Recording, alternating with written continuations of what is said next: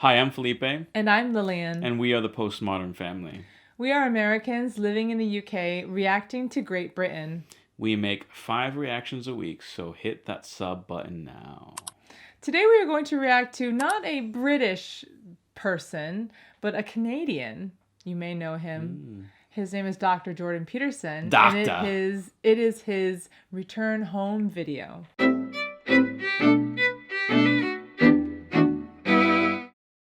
Okay, so he's been out of the public scene in rehab for a long time now, it seems. Mm-hmm. Some of you who may have just joined this channel, maybe this is your first video you're watching of us, or maybe you've been with us for a while and don't know that we are fans of Dr. Peterson and that we've reacted to 2 of his previous interviews that have gotten a lot of views. A lot of people really enjoy that. So that's why we're reacting to it again. We're so grateful and happy that he's coming back, that he's come back, I guess. That's what this video is about. Hi, everyone.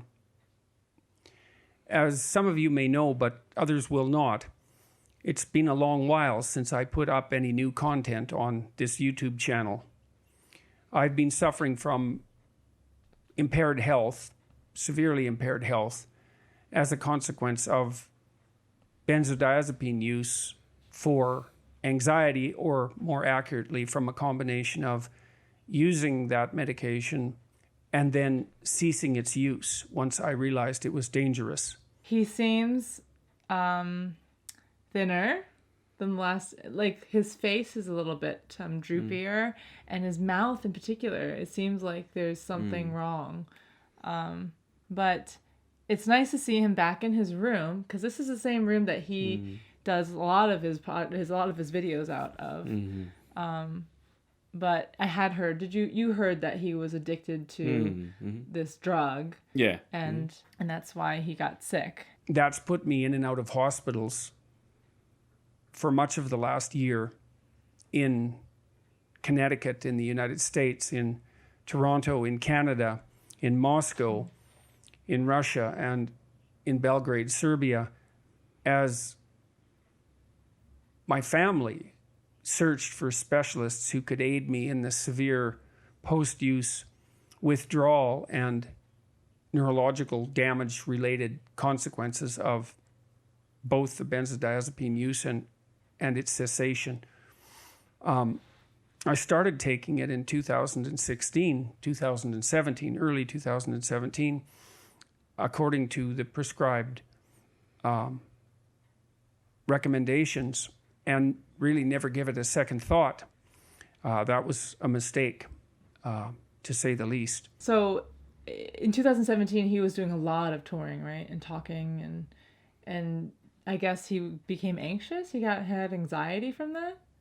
I don't know. Or has he always been had anxiety? I don't know. It seems like a new thing that, because they prescribed him a drug for this. From what I've read is that his wife was ill and he was having a difficult time with the illness and all his workload.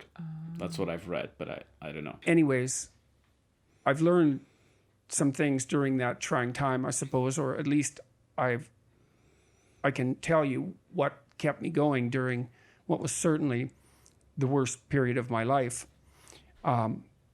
Family, that's for sure. Friends, and the work I was able to continue doing, as I was able to continue writing, something that I'll talk about probably within the next month. My family, my wife Tammy, my son Julian and his wife Jillian, and my daughter Michaela and her husband Andre, have been of inestimable value to me and provided me with tremendous support during this period. Michaela and Andre accompanied me to Russia and to Serbia. Both of those episodes were extremely grueling and lasted for months. But I'm alive, and I have plans for the future. I want to thank those people from the bottom of my heart, my extended family and friends, whom I will name elsewhere, went above and beyond the call of duty. In my estimation, I certainly not convinced that I would have the character to provide to any one of them what they provided to me. So that was a humbling lesson, I suppose. my work, this sort of work, although it was all writing and not video production, was also extremely useful because I could sustain myself by producing and then culling through thoughts that were helpful despite my anguish, I suppose, and my lack of hope for the future. Isn't it amazing how important work is? For even when you're ill and you're physically not well and maybe emotionally having difficulty, that work keeps a man going, it seems, right? I don't know if it's true for women as well, but definitely in his case, it seemed he had a supportive family and friends, and then he had work to do. And I think without that work, I don't know if he would have pulled through. I mean, withdrawal kills people, you know, and he's, like he said, thank God he's alive. So you really have to have a strong desire to live, right? A goal, a will, a purpose. Hopefully, we'll see, but hopefully much of that is behind me and I can return to something resembling a normal life. I can tell you what my plans are for video production, at least for the next while.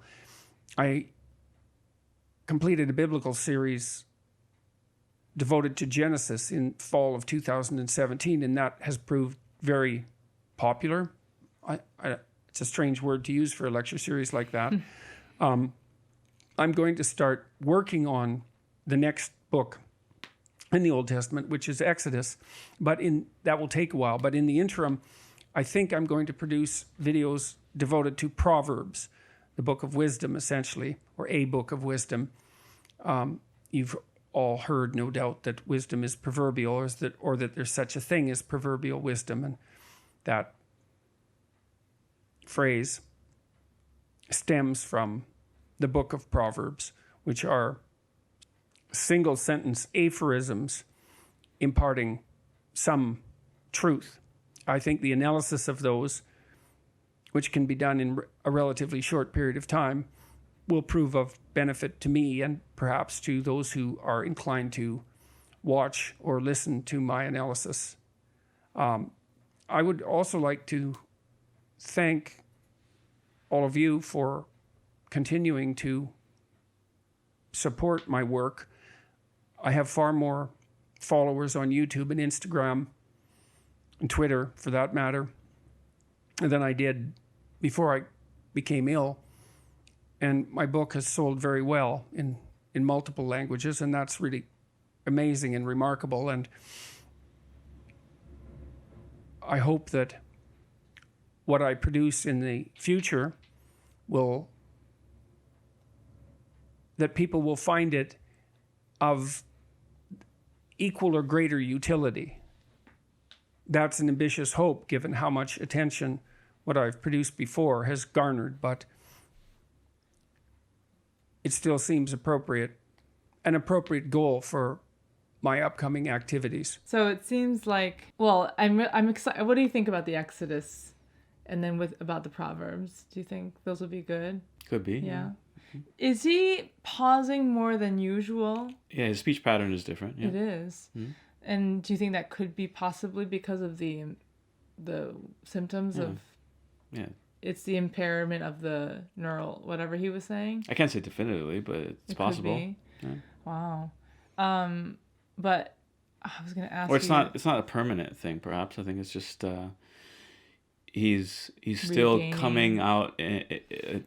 He's coming out of a state where he's learning to express the thoughts continuously with his verbal capacity, and so there's still probably a disconnect. But that I don't think will remain permanent. I guess I could let you all know as well that we've put together, and this is an initiative that was spearheaded by Michaela and Andre, we've put together the ability to translate the YouTube lectures into a variety of languages. I think it's 6 at the moment. 6 will be rolled out over the next few months, professionally translated, dubbed, because our analysis indicated that in most of these markets, dubbed videos are preferred to subtitled videos. And so that will provide the opportunity for the ideas I've been developing, many of which I have derived from other sources,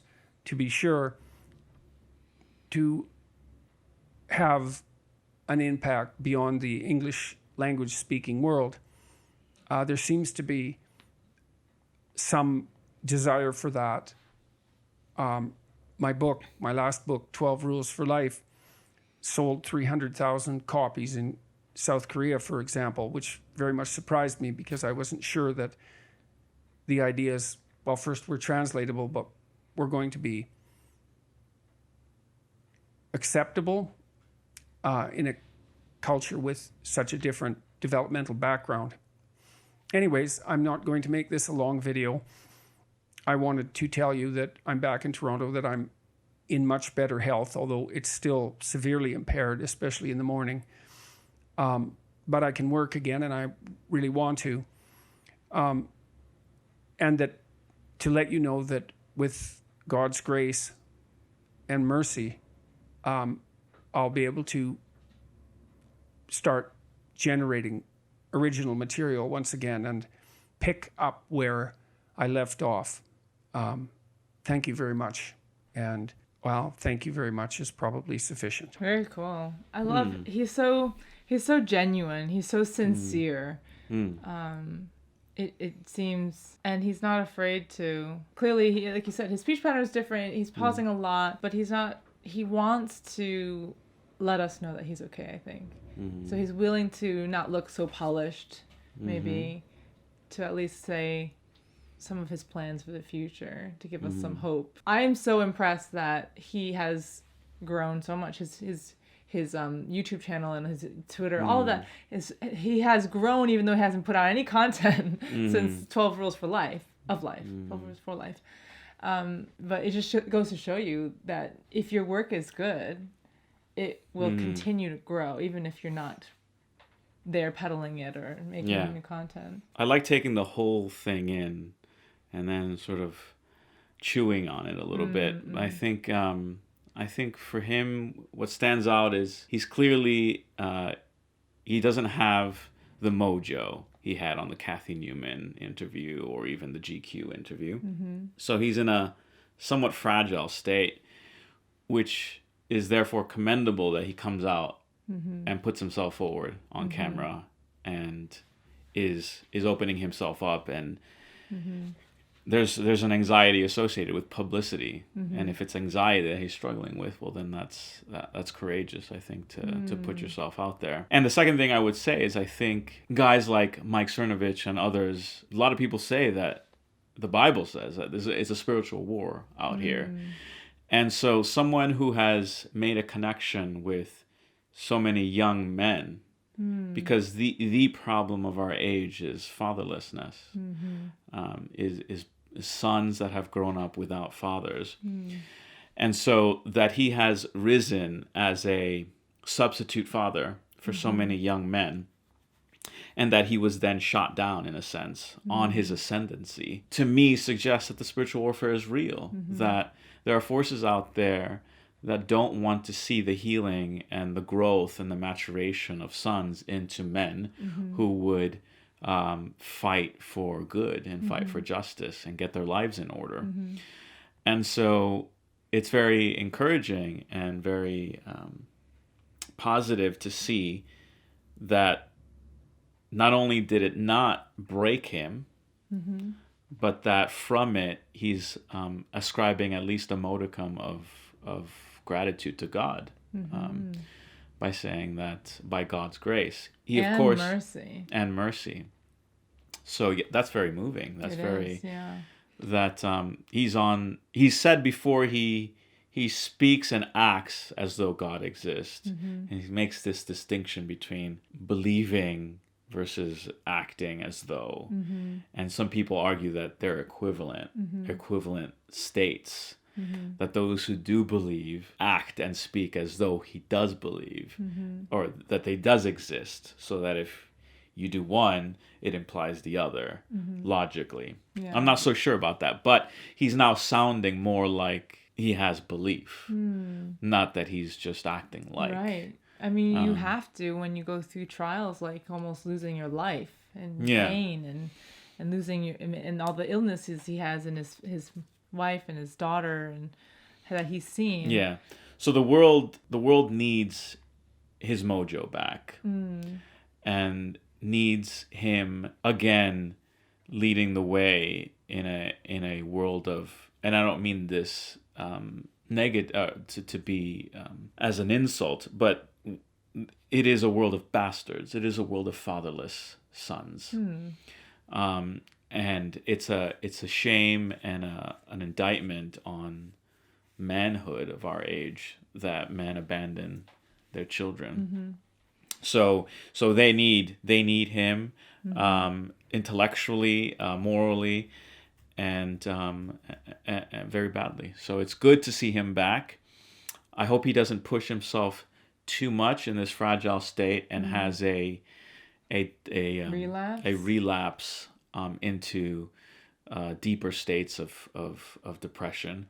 But it's good that he's clawing himself out and he's putting himself out there again, and we pray for his full recovery. Yeah, I think clearly he's going through the Bible, and so some Christians would ask, why would you listen to a non-Christian basically exposit, I guess, the Bible? Analyze, yes. And I think what would be... He's not expositing, I'd say he's analyzing. Yes. I think he brings that sort of bridge, that credibility to the Bible, to non-believers, that maybe softening the ground for maybe believing later. It's like giving your mind permission to believe. So I'm interested to hear what he has to say in his analysis, but what's more important for me, and I think for him, is that he comes to believe that Christ is the Messiah, and that he then embraces that Christianity, the truth. Thanks so much for watching. We hope you enjoyed this video. If you did, you can always subscribe, share, comment, and do many things that cost you nothing. If you enjoy our videos, please do check out our t-shirts and mugs on teespring.com/stores/the-postmodern-family, and pick up a towel or a pillow or a mobile phone case, etc. Thanks for watching. Bye. Bye.